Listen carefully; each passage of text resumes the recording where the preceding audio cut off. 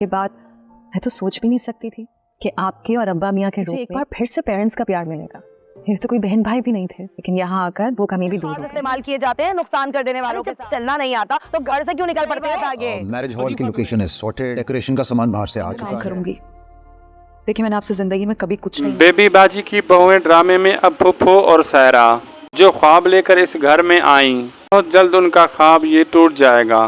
सायरा ने तो ये सोचा था कि खुद वो जमाल से शादी करेगी ताकि उन्हें रहने के लिए ठिकाना मिल जाए, फिर अपनी बेटी की शादी वलीद के साथ करवा के समन को चलता करेगी।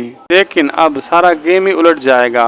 समन और वलीद आपस के इख्तिलाफात खत्म कर देंगे। समन सारी सच्चाई वलीद को बता देगी कि उसने ये सब कुछ आशी के कहने पर किया।